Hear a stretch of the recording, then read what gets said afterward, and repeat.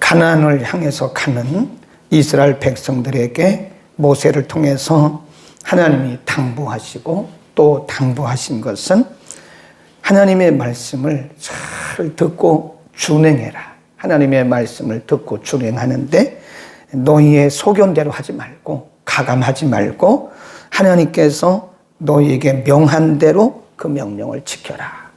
그리고 어제 본문에서는 절대로 우상을 만들어 섬기지 마라. 우상을 만들지 말 때 하늘에 있는 어떤 형상, 땅에 있는 형상, 바닷속에 있는 형상, 나무에 있는 형상, 보이는 거, 보이지 않는 거, 사람의 모습, 짐승의 모습, 어떤 것으로라도 형상을 만들지 마라. 그런 말씀을 하셨어요. 우상을 숭배하는 것을 절대적으로 금한 거죠. 우리는 그것을 우상 숭배 절대 금지 명령이다 라고 말씀해요. 오늘 본문에서는 그러면 하나님은 왜 그렇게 철저하게 우상 숭배를 금하셨고 말씀대로 사는 것을 가르치셨는가? 32절에 보면 역사를 말씀해요. 때가 있기 전 하나님이 사람을 세상에 창조하신 날부터 창세 이후부터가 말이죠. 지금까지 지나간 날을 상고해보라. 하늘 이 끝에서 저 끝까지 이런 큰일이 있었느냐? 이런 일을 들은 적이 있느냐? 33절 읽습니다. 시작. 어떤 국민이 불 가운데에서 말씀하시는 하나님의 음성을 너처럼 듣고 생존하였느냐? 어떤 신이 와서 시험과 이적과 기사와 전쟁과 강한 손과 편팔과 크게 두려운 일로 한 민족을 다른 민족에서 인도하여 낸 일이 있느냐? 이게 무슨 얘기냐면 이스라엘 백성들을 하나님께서 애굽에서 인도하여 내시는 방법이 참 다양하잖아요. 34절에 보면 시험, 이적, 기사, 전쟁, 강한 손, 편팔, 크게 두려운 일. 작은 나라 이스라엘 백성들을 430년 동안이나 애굽에서 노예 생활이 하던 이스라엘 백성들을 그렇게 세밀하게 하나님이 역사하셔서 해방시킨 민족이 이 세상에 어디 있느냐. 애굽에서 이끌어내신 애굽의 해방을 주신 그것을 지금 역사적으로 말씀하는 거고요. 35절에 가보면 이것을 내게 나타내심은 여호와는 하나님이시요 그 외에는 다른 신이 없음을 내게 알게 하렵니다. 하나님이 이스라엘 백성들을 애굽에서 이끌어내신 여러 가지 방법들을 통해서 그들에게 해방을 주신 것은 그들의 의도 아니고 그들의 능력도 아니고 어떤 공로도 아니라 하나님이 그들에게 있어서 유일한 아주 절대적인 존재라는 사실을 그들에게 가르치기 위한 것이었다 하는 겁니다. 유일신, 거기다 써놓으세요.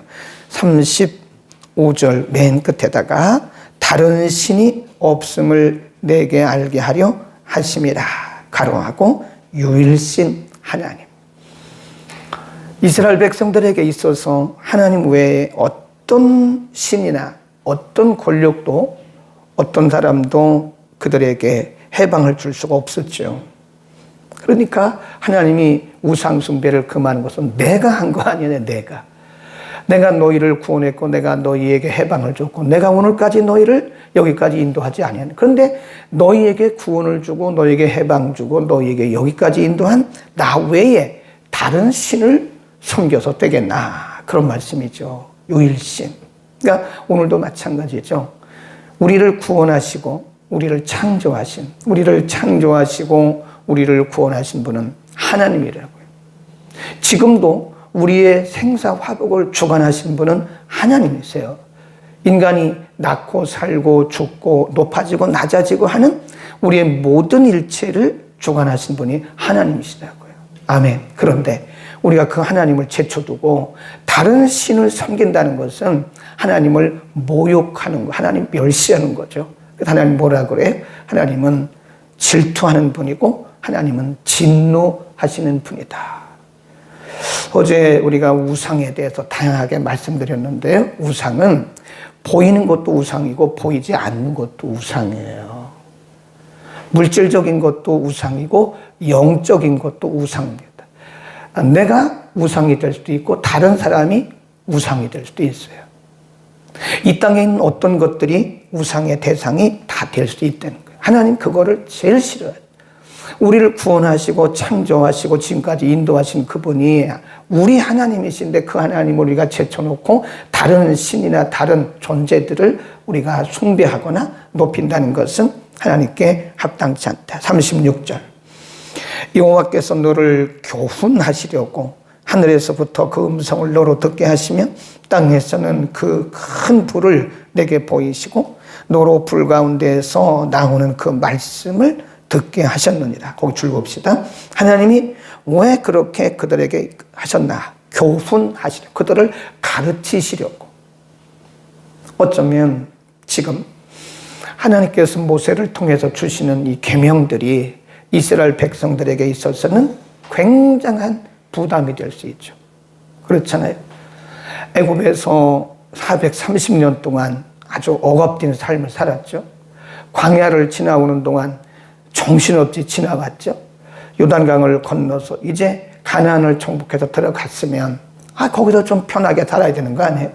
근데 하나님은 가나안에 들어가서 아주 더 복잡한, 어떻게 보면 인간적으로 보면 더 복잡하고 더 무거운 규례들을 주신 거 아닌가요?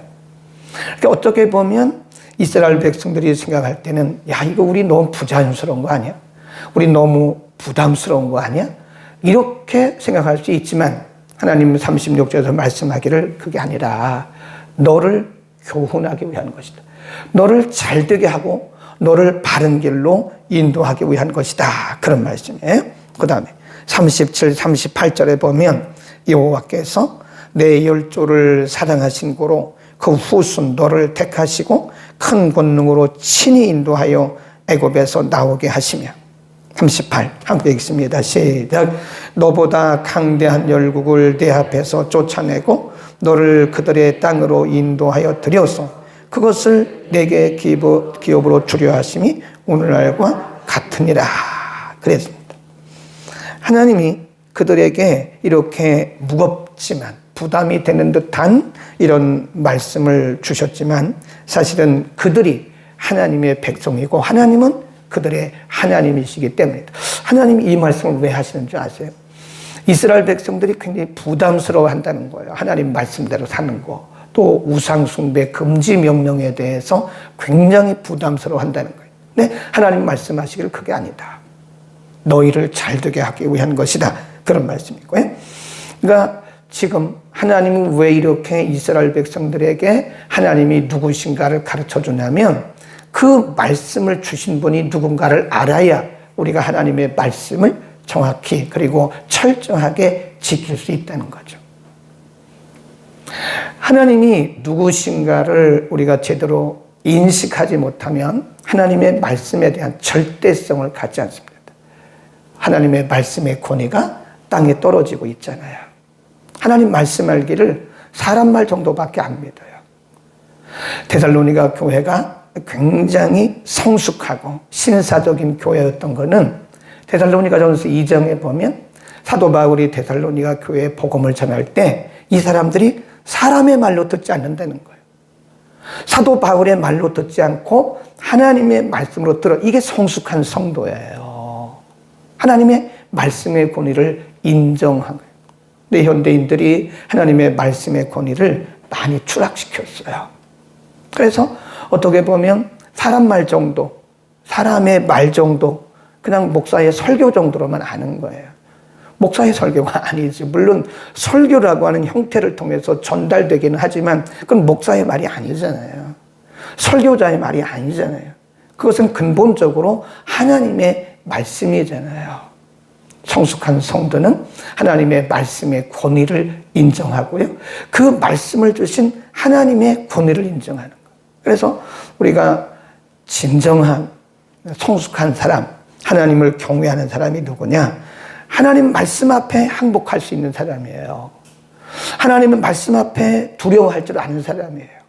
하나님의 말씀을 두려워할 줄 모른다면 제가 볼 때는요, 성숙한 신앙도 아니고 온전한 신앙도 아닙니다. 우리가 이 권력자의 말도 무서워하잖아요. 권력자의 말도. 그 법이니까요. 근데 하나님은 더하신 분이죠. 인간의 생사화복을 주관하시고 우리를 창조하시고 우리를 구원하신 그분의 말씀인데 우리가 그분의 말씀을 소홀히 여기고 업신 여기고 이 말씀을 권위 있게 생각하지 않는다면 우리는 말씀으로 다시 돌아가야 됩니다. 그 다음에 30 쭉 내려갑니다. 7절 38절 그런즉 너는 오늘날 상천하지에 오직 여호와는 하나님이시요 다른 신이 없는 줄을 알아 명심하고 이게 유일신 신앙입니다. 오늘 내가 네게 명하는 여호와의 규례와 명령을 지키라. 너와 내 후손이 뭘 받는데요? 복을 받고 내 하나님께서 내게 주시는 땅에서 한없이 오래 살리라. 하나님 내게 주시는 땅이 가나안 땅이잖아요. 근데 가나안 땅에 들어가서 이스라엘 백성들은 참으로 불행하게도 안타깝게도 말씀을 다 잊어버렸어요. 거기서 망했잖아요.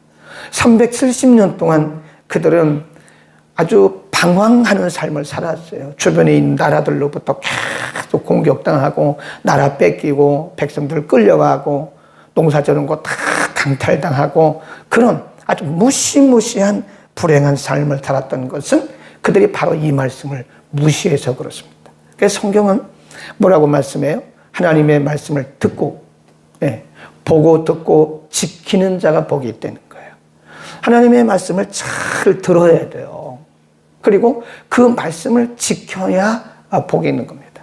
하나님은 우리에게 말씀 주신 것은 우리를 잘 되게 하기 위한 것이고 우리를 복 주시려고 하는 거지 결코 우리를 부담되게 하려는 것이 아닙니다.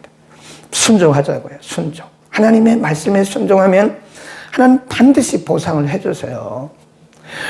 우리가 엄밀히 말해서 보상받으려고 순종하는 것은 아니죠. 이미 하나님 우리를 구원하셔서 이보다 더 큰 복이 어디 있습니까? 아멘. 하나님이 우리를 죄와 사망에서 구원해 주신 이보다 더 큰 복이 어디 있어요? 그런데 그럼에도 불구하고 우리가 말씀대로 순종하면 하나님은 반드시 그 말씀에 의해서 우리에게 보상을 해주세요. 그게 신명기 28장입니다.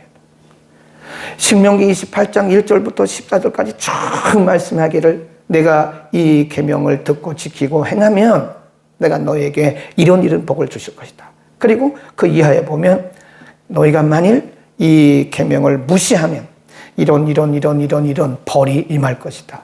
특별히 하나님의 말씀을 무시했을 때 어떤 징벌이 임할 것인가를 우리에게 말씀했어요.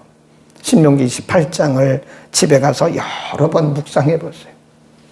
하나님의 말씀대로 순종하는 것이 어렵지만 순종하면 하나님 여기에 상응하는 보상을 반드시 해주십니다. 반드시 해요. 반드시. 그래서 성경이기 때문에 그런 거예요. 그런 하나님의 말씀을 무시하고 하나님의 말씀을 멸시하고 업신여기면 성경이 우리에게 말씀한 대로 성경이 우리에게 경고한 대로 반드시 그들은 하나님의 벌을 받습니다. 그러니까 우리의 진정한 성숙한 신앙이라고 하는 것은 사람 앞에 떠는 거 아니에요. 하나님의 말씀 앞에 벌벌 떨어야 돼. 하나님의 말씀 앞에 떨 수 있는 사람, 하나님의 말씀 앞에 항복할 수 있는 사람, 하나님의 말씀을 하나님의 말씀으로 인정하고 권위를 인정하고 그 앞에 항복하는 사람이 진짜 성숙한 사람입니다. 말씀의 권위를 우리는 반드시 인정할 수 있기를 바랍니다. 우리가 잘 되는 길입니다. 마지막 41절부터 43절에 보면 요단 동쪽에 도피성을 만들어요. 41. 이는 과거에 원념이 없이 부지 중에 오살한 자로 그것으로 도피하게 하기 위함이며 그 한 성읍으로 도피한 자로 그 생명을 보존케 하기 위함이다. 43. 우리 한번 읽습니다. 시작. 하나는 광야 평원에 있는 베슬이라 루벤 지파를 위한 것이요 하나는 길르앗 라못이라 갓 지파를 위한 것이요 하나는 바산 골란이라 므낫세 반지파를 위한 것이었더라.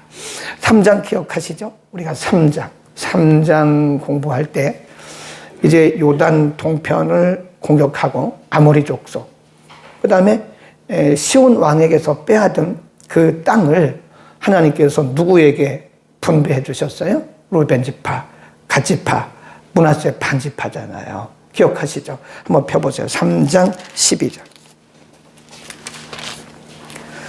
3장 12절에 보면 그때 우리가 이 땅을 얻음에 아론 골짜기 곁에 아로엘에서부터 길르앗 산지 절반과 그 성읍들을 내가 루벤 자손과 갓 자손에게 주었고 13절 길르앗의 남은 땅과 오국의 나라였던 아르곱은 온 지방 곧 온 바산으로 내가 므낫세 반지파에게 주었다.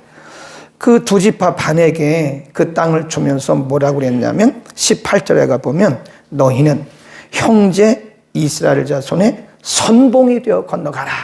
기억하시죠? 네. 하나님이 12지파 중에서 특별히 루벤 지파, 갓 지파, 므낫세 반지파에게 땅을 미리 주신 거예요. 요단 동편의 땅을. 그것은 앞으로 요단강을 건너갈 때 너희가 두 지파 반 너희가 다른 지파보다 선봉이 되어서 앞장서라고 하는 하나님의 미션이었다고 그랬어요. 근데 여기 보면 오늘 본문에도 보면 6개의 도피성을 만드는데 요단 이쪽에 3개, 이쪽에 3개거든. 요단강을 중심으로 해서. 그러니까 지금 이 3개는 먼저 주었던 그 땅에 3개의 도피성이 있고 나중에 이제 가나안에 들어가서 도피성 3개를 또 만들어요. 도합 6개 도피성을 만들어요. 지금 누구의 땅을 차출했어요? 하나님이 주신 땅에서 차출한 거잖아요. 이해하시겠어요? 하나님이 두 지파 반에게 먼저 그 땅을 분배해 주신 것은 가나안 땅에 들어갈 때 너희가 다른 지파들보다 선봉에 서라라고 하는 미션이었고 지금 또 여기 보면 그 두 지파 반이 받은 땅에서 3개의 도피성을 끌어낸 것은 그들에게 주신 하나님의 축복을 다른 사람들에게 나누라고 하는 거예요. 그러니까 전에도 우리가 3장에서 말씀드린 것처럼 하나님이 우리들에게 다른 사람보다 많이 주신 것은 거기에 반드시 사명이 들어있는 사명. 우리 잘 먹고 잘 살라고 주신 거 아닙니다. 우리 혼자 개인적으로 잘 먹고 잘 살라고 주신 거 아니에요. 절대로 아닙니다. 하나님이 내게 많은 물질을 주셨으면 그거를 나누라고 주세요. 나누라고. 하나님이 내게 은혜와 은사와 또 신령한 것들을 많이 주셨다면 이웃과 나눠야 돼요. 겸손하게 그리고 지혜롭게 남들과 나눠요. 내가 있는 것을 자랑하는 것은 신앙적이지 않습니다. 하나님이 이렇게 많은 물질 주셨다고 자랑거리 하나도 아니에요. 그거를 선용할 때 의미가 있는 것이고 그것이 가치가 있는 거지 하나님이 미션과 함께 사명과 함께 주신 것을 쓰지도 않으면서 나는 이렇게 많은 것을 가지고 있다고 자랑하는 것은 그건 성경적인 자랑은 아니다. 하나님이 우리에게 은혜를 더 주시는 것도요. 내가 남들보다 기도 많이 하고 탁월해서 그런 건 절대 아닙니다. 힘을 위해서 쓰기 위해. 왜 저만 그렇겠습니까? 우리도 보면 여러분들 이렇게 보면 다 나름대로의 하나님의 주신 은사들이 있으시더라고요. 은사가 없는 분이 없어요. 그것은 다른 사람들의 신앙에 유익을 주기 위해서 나누라고 주신 거예요. 나누라고. 그것을 우리가 갖고만 있으면 아무런 의미가 없습니다. 하나님이 주신 은사를 우리가 가지고만 있고 간직하고만 있으면 한 달란트 받은 사람과 똑같아요. 그 주님 앞에 서는 날 주께서 뭐라고 말씀하실까요? 이 악하고 게으른 종아. 5개, 2개, 1개 이게 중요한 게 아니에요. 그것을 어떻게 선용했는가가 매우 중요합니다. 오늘 루벤 지파, 갓 지파, 므낫세 반지파에게 특별히 그들 중에 한 지역을 선택해서 3개의 도피성을 만들려고 한 것은 이미 3장 12절에서 하나님이 그들에게 미리 주신 하나님의 의도가 여기 있었다는 거예요. 하나님이 주신 의도를 잘 깨닫기를 바랍니다. 이제 이렇게 기도하지 말자고. 물론 그렇게 기도해도 되는데 뭘 자꾸 달라고 기도하지 말고 이제는 하나님이 이미 주신 것들을 어떻게 활용하고 선용해서 하나님 나라 확장할 것인가를 구하라고요. 그게 그분의 나라와 의를 구하는 겁니다. 근데 우리는 의외로 자꾸 새로운 것을 구해요. 하나님이 이것도 주시고 저것도 주시고 하나님이 이렇게 말씀하실 것 같아요. 이미 줬잖아. 너 이미 있잖아. 내 손에 있는 것이 무언가를 봐. 하나님 그렇게 말씀하실 것 같아요. 그거를 활용하고 선용하고 하나님의 나라를 확장하는 데 쓰임받기를 바랍니다. 기도합니다. 거룩하신 우리 아버지, 하나님은 우리에게 있어서 생명이시고 인간의 생사와 복을 주관하시는 절대 유일하신 하나님이십니다. 죄와 사망 가운데서 우리를 구원해 주셨고 또 우리를 하나님의 거룩한 도구로 써주시는 하나님. 우리의 남은 생에 어떤 것도 우리의 경배 대상이 되지 말게 하시고 의지의 대상이 되지 말게 하시고 우리의 평생에 하나님만 의지하고 살아가게 하옵소서. 하나님께서 특별히 루벤 지파, 갓 지파, 므낫세 반 지파에게 먼저 요단 동편을 분배해 주셨던 것은 그들이 탁월해서가 아니라 그들이 다른 지파들보다 선봉에 서고 오늘 본문의 말씀처럼 세 지파, 두 지파 반이 세계의 도피성을 만드는데 그들의 땅을 드리라고 하나님 허락하신 줄로 믿습니다. 우리에게 주신 여러 가지 은혜, 은사, 복, 이 모든 것들이 하나님 나라와 영광을 위해서 아름답고 귀하게 쓰임받게 하시고 한 달란트 받은 사람처럼 어리석게 또 게으르게 묻어두고 사용하지 않는 자가 없도록 은혜를 통하여 주옵소서. 오늘도 하나님 주신 귀한 시간들, 기회들 모두 다 복음을 위해서 쓰게 하옵소서. 예수 그리스도의 이름으로 기도드립니다. 아멘.